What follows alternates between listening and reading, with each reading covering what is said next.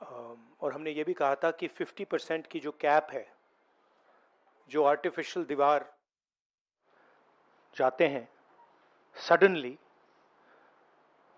Caste census का announcement KIA. हम इसको support करते हैं, पूरी तरह सपोर्ट करते हैं, मगर हम टाइमलाइन चाहते हैं। हम जानना चाहते हैं ये कब तक होगा, और ये एक पहला कदम है। तेलंगाना एक मॉडल बना है कास्ट सेंसस के लिए, और वो ब्लूप्रिंट बन सकती है। और कास्ट सेंसस को डिजाइन करने में हमारा पूरा सरकार को ऑफर है, पूरा समर्थन है कि हम डिजाइन करेंगे, क्योंकि डिजाइन बहुत जरूरी है। क्योंकि दो एग्जाम्पल्स हैं, एक बिहार का डिजाइन है, दूसरा तेलंगाना का डिजाइन है, उसमें जमीन आसमान का फर्क है। और मैं दोहराना चाहता हूं कि कास्ट सेंसस पहला कदम है। हमारा जो विजन है, एक बिल्कुल नया डेवलपमेंट का, विकास का पैराडाइम हम कास्ट सेंसस के माध्यम से लाना चाहते हैं। सिर्फ रिजर्वेशंस नहीं, मगर हम सेंट्रल सवाल पूछ रहे हैं कि चाहे ओबीसीज हो, दलित्स हो, आदिवासी हो, उनकी देश में कितनी भागीदारी है। कास्ट सेंसस से एक प्रकार से पता लगेगा, बट कास्ट सेंसस से आगे जाना है। हमारे इंस्टीट्यूशंस में, संस्थाओं में इनकी कहां कहां पार्टिसिपेशन है, पावर स्ट्रक्चर जो है उधर कितनी पार्टिसिपेशन है, ये नेक्स्ट स्टेप है। और हम चाहते हैं कि इस डायरेक्शन में कास्ट सेंसस जाए। हमने एक और चीज कही थी, कांग्रेस पार्टी ने रेज की थी, मैनिफेस्टो में भी था, article 15(5). Article 15(5) is reservation in private education institutions. ये कानून है, ऑलरेडी कानून है, और हम चाहते हैं एकदम इस कानून को एनडीए की सरकार, बीजेपी की सरकार इंप्लीमेंट करना शुरू करे। सेंसस को डिले किया है और अपोज किया था, हम इसको वेलकम करते हैं। ये हमारा विजन है, इन्होंने अडॉप्ट किया, बहुत अच्छा, मगर हम चाहते हैं कि हमें डेट्स बताए जाएं, किस दिन तक ये सेंसस होगा, बजट में इसका पैसा आना चाहिए, अभी बजट में पैसा नहीं है, और फिर जो डेवलपमेंटल विजन है वो हमारे सामने प्रेजेंट होना चाहिए। तो ये मैं आपसे कहना चाहता था, अंग्रेजी में बोल देता हूं। Caste census we have been fighting now for some time. Government has opposed for some reason. We don't understand what that reason is. They have suddenly decided to do it. We welcome that. We are happy that they have done the caste census. Telangana is a model state for the caste census. There are two caste censuses in front of us. One is Telangana, the other is Bihar. They are completely different caste censuses. The Telangana caste census, the questions have been developed by a process of consultation, not a closed process, open process, by asking the stakeholders what are the type of questions, and it's been a very detailed, very granular exercise. We would like the national census to follow some of the ideas of the Telangana census, and we are more than happy to help the government develop the national census on similar lines. We've had two other issues that we have discussed which are also central, which is the 50% cap on reservations. Now this is becoming an impediment. This is becoming an impediment to development, to progress of our country, and to the progress of backward castes, Dalits and Adivasis. And we want this 50% barrier to be eliminated and broken. We have stated that. We have achieved, we have put enough pressure on the government to get the caste census done. We want a date by when it's done. We are going to put pressure on the government to make sure that 50% cap is destroyed. And after that, there is a third thing, which is the Article 15(5), which is reservation in private educational institutions. It is already a law. We want that law to be implemented as soon as possible. So that is broadly the structure. We see the caste census as a new paradigm of development. And we want to go beyond the caste census. We want to understand what is the participation of 90% of our population in the power structure of our country. Where are they participating effectively and where are they not participating?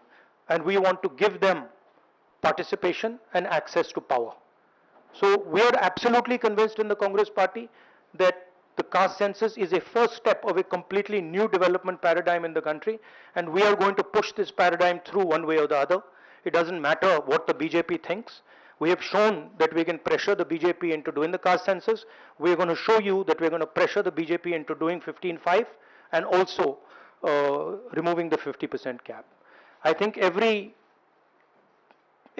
Congress member, every Congress worker, every single person who has fought for the caste census, and there are millions of people, activists from the backward communities, Dalits, Adivasis, I'm very proud of what you have done. This would not be possible without the effort, without the hard work that you have done.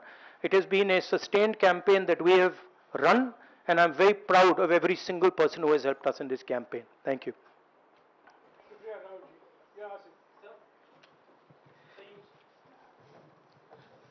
So you said that the government was opposed to this and suddenly decided to take this step. Do you think that this decision has been taken in light of the upcoming Bihar polls? No, I don't think so. I don't think that's why this decision has been taken in a hurry. I don't need to comment on whether they took it, when they took it, how they took it. Now they have taken it. We are happy they have taken it. Now this needs to be taken forward. Sir, प्रधानमंत्री बार बार ये कहते थे कि ये 4 जातियां होती हैं सिर्फ देश में. अब अचानक से फैसला हुआ तो क्या लगता है कि आपको जो विपक्ष ने और आप लोगों ने दबाव बनाया, उस दबाव के कारण? ये सिर्फ हमने दबाव नहीं डाला, ये सिर्फ दबाव नहीं डाला है हमने, ये हमने ऑर्गेनाइज तरीके से बहुत गहराई से कैंपेन चलाया है, ग्रासरूट लेवल पे कैंपेन चलाया है, और महीनों से हम ये कैंपेन चला रहे हैं और इस कैंपेन का असर पड़ा है, इफेक्ट आया है, और इसीलिए इन्होंने ये डिसीजन लिया है. बट कास्ट सेंसस जो मैंने आपसे बोला, ये दरवाजा खोलने का तरीका है. उसके बाद रियल विकास का काम शुरू होगा. एक बार हमें इंफॉर्मेशन मिलेगी तो फिर हम उस इंफॉर्मेशन के बेसिस पे हम एक्शन ले पाएंगे. मैं आपको 2-3 उदाहरण देता हूं. तेलंगाना के कास्ट सेंसस में से इंफॉर्मेशन किस ग्रैन्युलैरिटी की आ रही है और किस टाइप की इंफॉर्मेशन आ रही है. तेलंगाना में जो कॉर्पोरेट स्ट्रक्चर है, CEOs, management team, senior management, ownership structure, उसमें आपको एक दलित नहीं मिलेगा, एक आदिवासी नहीं मिलेगा, एक पिछड़े वर्ग का व्यक्ति नहीं मिलेगा. मैं कह रहा हूं एक नहीं मिलेगा. मैं ये नहीं कह रहा हूं कि 1% नहीं मिलेगा, है ही नहीं. 90% of India is not represented there. First. Second, gig workers, जिनके लिए हमने तेलंगाना में और अब कर्नाटक में हम कानून बना रहे हैं. अगर आप गिग वर्कर्स की लिस्ट देखें, जिसको मैं मॉडर्न स्लेवरी कहता हूं, उसमें आपको सिर्फ ओबीसी, दलित और आदिवासी मिलेंगे. तो ये 2 स्ट्रीम्स बन रही हैं. एक स्ट्रीम मजदूरी की स्ट्रीम, गरीबी की स्ट्रीम, बेरोजगारी की स्ट्रीम, जिसमें दलित, आदिवासी, पिछड़ा वर्ग है, और दूसरी स्ट्रीम जिसमें एक छोटी सी एलीट पूरे के पूरे सिस्टम को कंट्रोल कर रही है. उसके ऊपर अदानी जी, अंबानी जी बैठे हैं. तो ये कास्ट सेंसस इस चीज को बदलने का फाउंडेशन है, पहला कदम है. राहुल जी, आप लगातार दबाव बना रहे थे, लेकिन पिछले 11 सालों से प्रधानमंत्री मोदी इस पर नहीं मान रहे थे. अभी पहलगाम का इतना बड़ा हादसा हुआ, क्या आपको लगता है कि इस वक्त में जो टाइमिंग है प्रधानमंत्री की कास्ट सेंसस को मानना, वो पहलगाम से ध्यान भटकाने की कोशिश है? आप जर्नलिस्ट हो, ये आप लोगों का काम है. आपका काम स्पेक्यूलेशन है, मेरा काम स्पेक्यूलेशन नहीं है. मैं फैक्ट्स पे काम करता हूं. तो आप स्पेक्यूलेट कीजिए, मैं इस पे स्पेक्यूलेट नहीं करूंगा. मेरे को स्पेक्यूलेट करने की जरूरत ही नहीं है. उन्होंने क्यों लिया, क्यों नहीं लिया, उसमें मुझे कोई इंटरेस्ट नहीं है. लिया, और ये बड़ा स्टेप है।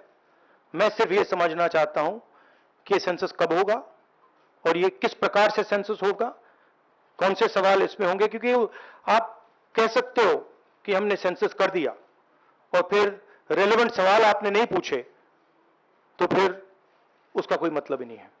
तो तेलंगाना में हमने बहुत गहराई से पब्लिक में जाकर कंसल्टेशन करके, लाखों लोगों से कंसल्टेशन करके हमने डिजाइन किया है। तो we want a people's census, we don't not want a bureaucrat census. Sir आप पहले ही कहते थे कि एक्सरे है ये, तो एक्सरे के लिए सरकार राजी हो गई है। किस तरीके से एक्सरे हो? आप बार बार तेलंगाना मॉडल की बात कर रहे हैं, तो क्या तेलंगाना मॉडल अडॉप्ट होना चाहिए? किस तरीके से होना नहीं, चाहिए? देखिए, तेलंगाना मॉडल में 2-3 प्रिंसिपल्स हैं। पहला प्रिंसिपल है कि बंद कमरे में 5-10 ब्यूरोक्रेट्स ने उसको नहीं डिजाइन किया, ठीक है? क्योंकि फ्रैंकली बोलूं तो जिन कम्युनिटीज की हम मदद करने की कोशिश कर रहे हैं, तर जातनिहाय जनगणनेवर राहुल गांधी बोलत होते। तुर्तास वळूयात पुढच्या बातम्यांकडे। पहलगाम दहशतवादी हल्ल्याच्या चौकशीला वेग आलाय। टेक्निकल टीमसह एनआयएची टीम बैसरान व्हॅलीत दाखल झाली। एनआयए पूर्ण व्हॅलीची 3D मॅपिंग करणार असल्याची माहिती आहे। एनआयएचे अधिकारी घटनास्थळाची पाहणी करतायत।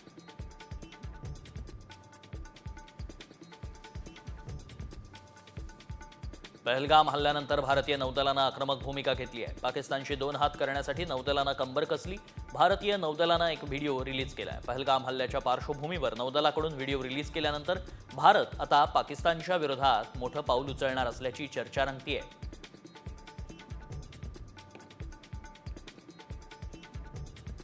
पंजाब सरकार पाकिस्तानी कटकारस्थानाला चोख प्रत्युत्तर देण्यासाठी सज्ज झालंय। सीमेवर अँटी ड्रोन यंत्रणा तैनात केली जाणार आहे। पंजाबमधील सरकारनं सीमेपलीकडून होणारी तस्करी रोखण्यासाठी सीमावर्ती भागात अँटी ड्रोन यंत्रणा बसवण्याचा निर्णय घेतलाय।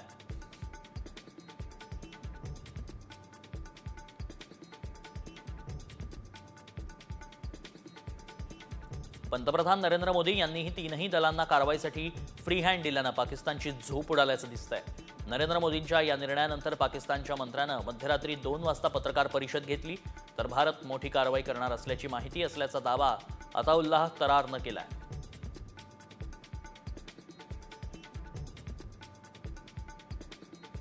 भारत पाकिस्तानवर हिवाळ्यामध्ये वॉटर स्ट्राईक करण्याची शक्यता आहे। सध्या पायाभूत सुविधांच्या अडचणींमुळे पाकिस्तानला जाणाऱ्या नद्यांचा पाण्याचा प्रवाह थांबवणं भारताला शक्य नाही। मात्र हिवाळ्यात सिंधू, झेलम आणि चिनाब नद्यांचे प्रवाह नियंत्रित करणं शक्य आहे। भारतानं पाकला पूर परिस्थितीची माहिती नाकारल्यास पाकला मदतीच्या उपाययोजना करणं अडचणीचं ठरणार आहे।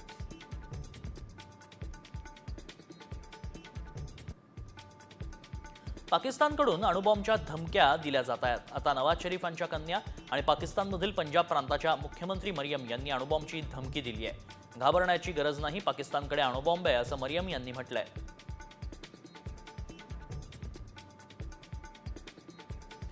पहलगाम दहशतवादी हल्ल्यानंतर सिंधूचं पाणी रोखल्यानं पाकिस्तान चांगलाच संतापलाय। भारताला जशास तसं प्रत्युत्तर देण्याची पोकळ धमकी पाकिस्तानचे परराष्ट्र मंत्री इशाक डार यांनी दिली आहे। पाकिस्तानच्या संसदेत बोलताना इशाक डार यांनी युद्धाचीही धमकी दिली आहे।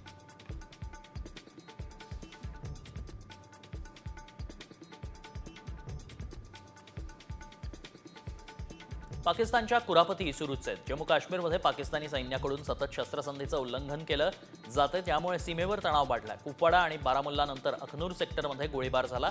भारतीय लष्करानंही या गोळीबाराचं चोख प्रत्युत्तर दिलंय।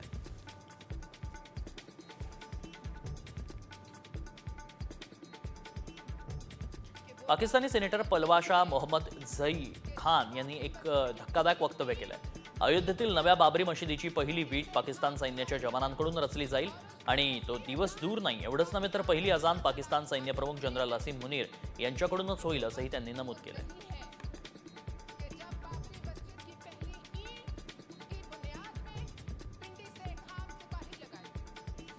पहलगाम हल्ल्यात दहशतवादी फारुखचं नाव समोर आलंय।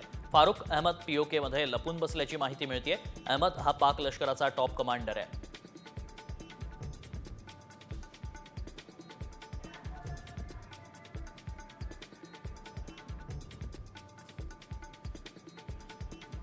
पहलगाम हल्ल्यातील संशयित म्हणून एका व्यक्तीला श्रीनगर येथील आंतरराष्ट्रीय विमानतळावरून अटक करण्यात आली। मोहम्मद शफी खान पठाण असं या व्यक्तीचं नाव असून त्याचा चेहरा हल्लेखोरांच्या चेहऱ्याशी मिळता जुळता असल्याचं पोलिसांचं म्हणणं आहे. पठाण श्रीनगरहून चंदीगड इथं निघाला असता सुरक्षा दलाच्या जवानांनी त्याला ताब्यात घेतलंय.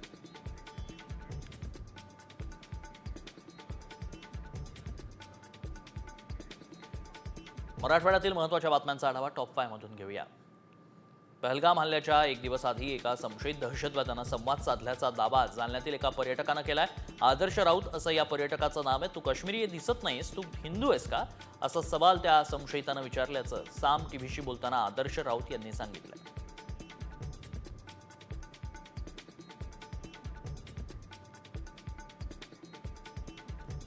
आरोपी सतीश उर्फ खोक्या भोसलेच्या विरुद्ध शिरूर पोलीस ठाण्यामध्ये वेगवेगळ्या स्वरूपाचे 5 गुन्हे दाखल आहेत. यापैकी 2 गुन्ह्यांमध्ये न्यायालयीन कोठडीमध्ये खोक्या भोसलेनं बीड न्यायालयात जामिनासाठी अर्ज केला, मात्र बीड न्यायालयानं त्याचा जामीन फेटाळलाय.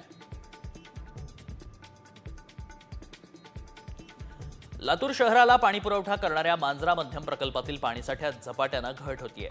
धरणातून दररोज साधारणतः 1 दशलक्ष घनमीटर पाणीसाठा कमी होतोय. सध्या प्रकल्पामध्ये केवळ 28% इतकाच जिवंत पाणीसाठा शिल्लक आहे.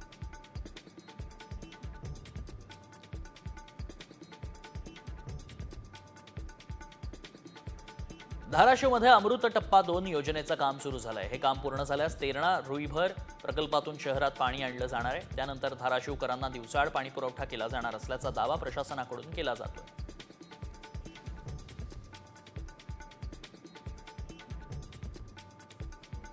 नांदेडच्या कंधारमध्ये पेठवडच सर्कलमधील विविध मागण्यांसाठी अर्धनग्न मशाल मोर्चा काढण्याचा इशारा गावकऱ्यांनी दिला होता. मात्र आंदोलनाच्या तयारीत असलेल्या गावकऱ्यांची प्रशासनानं भेट घेऊन आश्वासन दिलंय. त्यामुळे पेठवडच सर्कलमधील गावकऱ्यांनी आंदोलन स्थगित केलंय.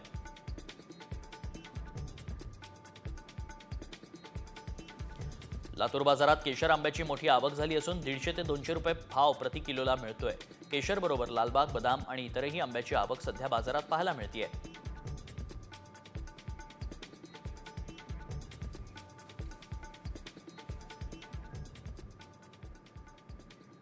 विदर्भातील महत्त्वाच्या घडामोडींचा आढावा टॉप 5 मधून घेऊया. भंडाऱ्यात एका महिला रांगोळी कलाकारानं रांगोळीच्या माध्यमातून पहलगाम हल्ल्यात शहीद झालेल्या पर्यटकांना श्रद्धांजली अर्पित केली आहे. काळजाचा ठोका चुकवणाऱ्या या रांगोळीतून तिनं तिच्या संवेदना व्यक्त केल्या. चित्रा वैद्य यांनी हुबेहूब छायाचित्र रांगोळीच्या माध्यमातून साकारलंय.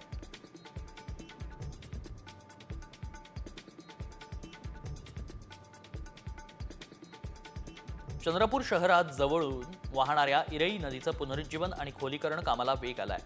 हे काम 45 दिवस चालेल. इरई नदीच्या कामासाठी जिल्हा प्रशासनानं 17 कोटींचा निधी प्रस्तावित केलाय. या टप्प्यात 6 किलोमीटर नदी पात्रातील 1400 सहस्त्र घनमीटर गाळ आणि माती काढण्यात येणार आहे.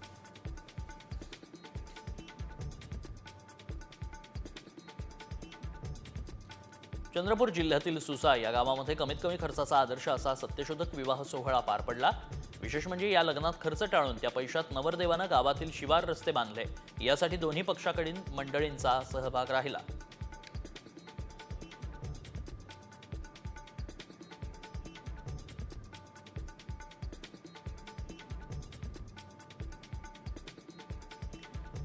नागपूर जिल्ह्याच्या काटोल तालुक्यातील डोंगरगाव आणि कन्हान पोलीस स्टेशन हद्दीमध्ये अल्पवयीन मुलीचा विवाह होणार होता. याची माहिती जिल्हा बाल संरक्षण पथकाला मिळाली.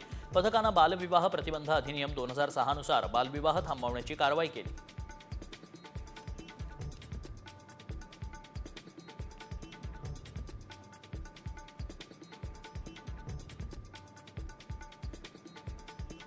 अकोल्यात अभ्यास करण्यासाठी घरी आलेल्या मैत्रिणीवर बलात्कार करण्याचा प्रयत्न झालाय. मैत्रिणीनं प्रतिकार केल्यावर आरोपीनं तिला रूममध्ये डांबून ठेवलं. विश्व हिंदू परिषदेच्या कार्यकर्त्यांना याचा सुगावा लागल्यानंतर त्यांनी घटनास्थळी धाव घेत मुलीची सुटका केली आहे. आरोपीला पोलिसांनी बेड्या ठोकल्या आहेत.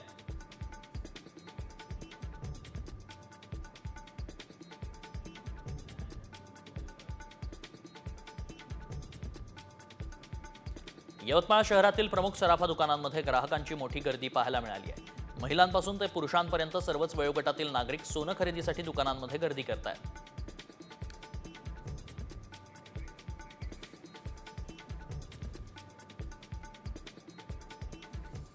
भारताच्या युद्धसज्जतेमुळे पाकिस्तानची अक्षरशः पाचावर धारण बसली आहे. मुख्य म्हणजे दहशतवाद्यांना वाचवण्यासाठी पाक लष्कराची पळापळ सुरू आहे. पाहूया. दहशतवाद्यांना लपवण्यासाठी पाकची पळापळ.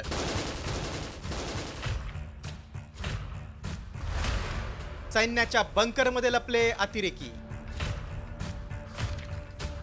भारताच्या युद्ध सज्जतेमुळे पाक धास्तावला. भारताच्या युद्ध सज्जतेमुळे पाकिस्तानची अक्षरशः पाचावर धारण बसली. पाकव्याप्त काश्मीर दहशतवाद्यांचा अड्डा असल्याचं लपून राहिलं नाही. आता इथल्या दहशतवाद्यांच्या नांग्या ठेचण्यासाठी भारतानं प्लॅन बनवलाय. त्यामुळे पाकिस्तानची दहशतवाद्यांना लपवण्यासाठी पळापळ सुरू आहे. कारण भारताकडून एलओसीवर पहिल्या टप्प्यात हेवी आर्टिलरी, सर्व्हिलन्स आणि रडार सिस्टीम तैनात करण्यात आली आहे. दहशतवाद्यांचं मूळ उखडून टाकण्यासाठी आणि सीमेपलीकडील कारवाईसाठी भारतानं स्पेशल टीम तयार केली. दहशतवाद्यांची ठिकाणं नेमकी कुठे आहेत ते पाहूया. रावलकोटमध्ये लष्कर-ए-तैयबा, जैश आणि हिजबुलचे दहशतवादी कॅम्प आहेत. मुझफ्फराबादमध्ये 10 दहशतवादी कॅम्प, यात 100 पेक्षा जास्त दहशतवादी सक्रिय आहेत. कोटलीत हिजबुल मुजाहिद्दीनचा टेरर कॅम्प आहे. उत्तर पीर पंजाबमध्ये 10 आतंकी कॅम्प आहेत, यात 50 ते 60 दहशतवादी ऍक्टिव्ह आहेत. दक्षिणी पीर पंजालच्या 35 दहशतवादी कॅम्पमध्ये 70 दहशतवाद्यांना प्रशिक्षण दिलं जाते. पाकिस्तानमध्ये 37 दहशतवाद्यांचे लॉन्च पॅड आहेत. त्यापैकी 20 लॉन्च पॅड पाकव्याप्त काश्मीरमध्ये असल्याची माहिती समोर आली. पाकिस्तानमधील मुझफ्फराबादच्या अदब यादीद कॅम्पमध्ये पाक लष्करानं दहशतवाद्यांना प्रशिक्षण दिल्याचं समोर आलंय. यातूनच पहलगाम हल्ल्याचा कट रचण्यात आला. पाक सैन्याकडून रावलकोटमध्ये दहशतवाद्यांचं शिबिर भरवण्यात आलं. जैश-ए-मोहम्मद, लष्कर-ए-तैयबासह 15 संघटनांचे कमांडर यावेळी उपस्थित होते. मसूद अझहरनं पहलगाम हल्ल्यासाठी चिथावणी दिली होती. पाकिस्तान आर्मीच्या एसएचजी टीमकडून दहशतवाद्यांना प्रशिक्षण देण्यात आलं. प्रशिक्षण दिलेले 130 दहशतवादी काश्मीरमध्ये सक्रिय आहेत. आता केवळ दहशतवाद्यांचे कॅम्प उद्ध्वस्त करण्यासाठी सर्जिकल स्ट्राईक किंवा एअर स्ट्राईक करून चालणार नाही. कारण पाकिस्तानचं लष्कर हाच दहशतवाद्यांचं आश्रयस्थान आहे. त्यामुळे पाक लष्कराचा कणा मोडून शत्रू राष्ट्राचा माज उतरवण्याची खरी गरज आहे. ब्युरो रिपोर्ट, साम.